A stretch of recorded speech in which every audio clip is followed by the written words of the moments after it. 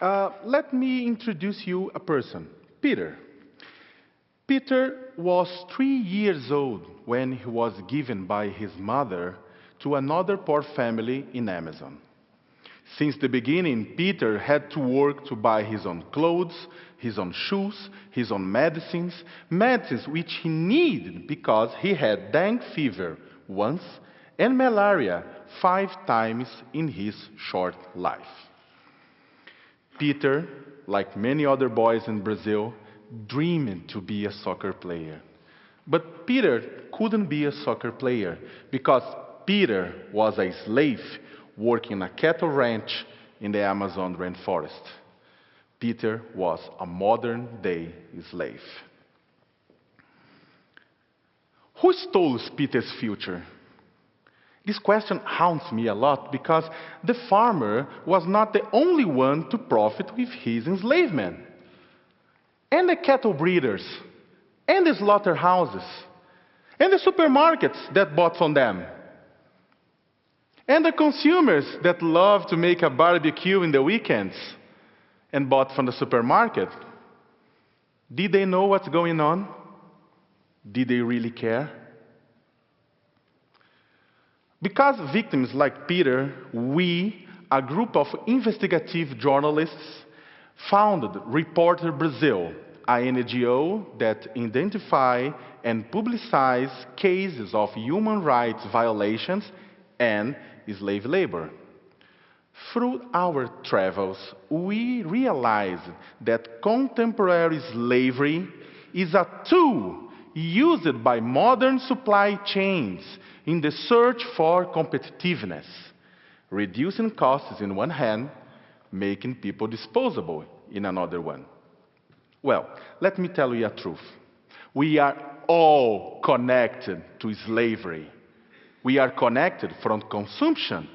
A car sold here was made in Detroit with steel that was produced with charcoal from a charcoal camp in Amazon that probably was used as slave labor there.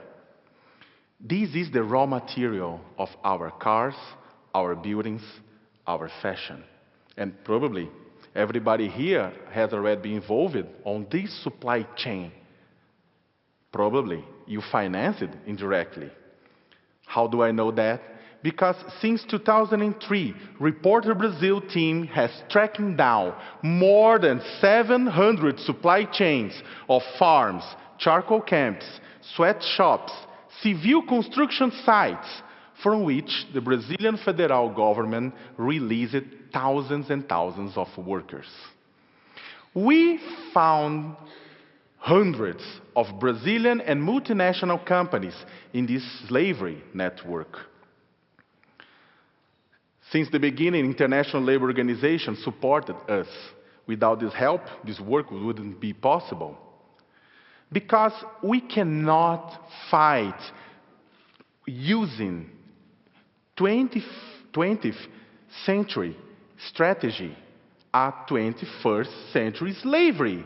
We need a 21st century tools to fight against a global and adapt new slavery. During the last 13 years, we follow trucks, timber trucks, log trucks in Amazon to find out who receives cargo with slavery. We are even helped by workers inside these companies, anonymous whistleblowers. In the last 7 years, with the help of some hackers, we have programmed bots, web robots, to search digital databases in the internet, make it possible to do in months what before a human being just can do in years or decades. And in the last year, we start to use drones to take pictures and find and map production sites. The results of all of these investigations were used to convince companies to adopt transparent policies against slavery and to monitoring their supply chains.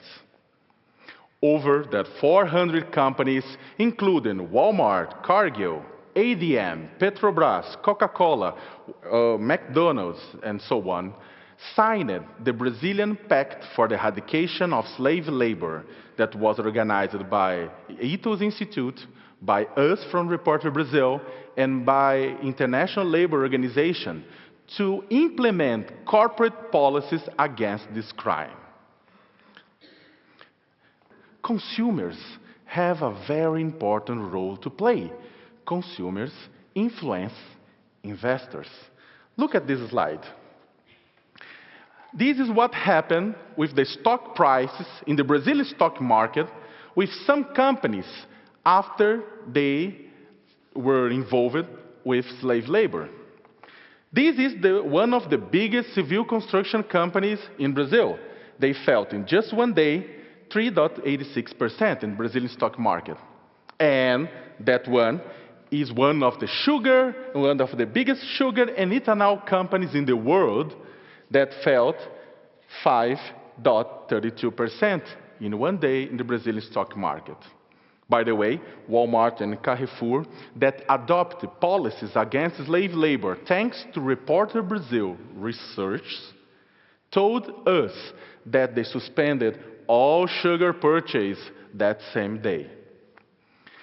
Even if this fails, even if this drops in the stock market, disappears some days later, they alert the companies that something can happen if they do nothing against slave labor.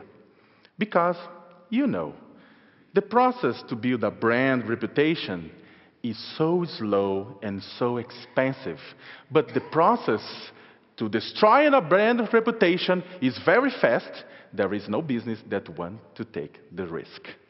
There is another problem. Who has time to check for information anytime, each time you need to buy something? I don't have time. You don't have time. Probably nobody here has time. By observing our friends, that checking their mobiles for suggestions on what, where, we have an idea. What if we make information about slave labor as easy as looking for fashion trends? And then we created Moda Livre, free fashion in English. It's an app that shows what clothing brands are doing to fight against slave labor and human trafficking in their supply chains. We analyze their history. We check transparent, we check monitoring, we check corporate policies by sending them surveys. We give them scores, and we make it with everything simple overviews available in an app for iOS, a free app for iOS and Android. Since its launch in 2013, store managers are telling us that young consumers came into the stores and say, "We love your brand, but we are not happy that you are doing nothing against slave labor," according to this app. Showing to the consumers that they can affect realities thousands and thousands and thousands of miles away, we bring ourselves closer to the problem. But, well, I'm not here to give you answers about the future. I show you apps and digital databases, but they are just the tools of this 21st century abolitionist fight. There is something much, much, much stronger behind the tools. The strength of this new century is building on real people, becoming real players in their lives, sharing information, joining together and pushing companies and governments to put an end to slave labor. Because if slavery is global and the trade of goods from slavery is immediate, so the fight against slave labor must be global and immediate. I have never been able to track down Peter again, that 14-year-old slave. But I do know that will be Peter generation at least that part, that wields communication technology the same way prior generation wielded guns, that will make, finally, slave labor a thing of the past. Thank you.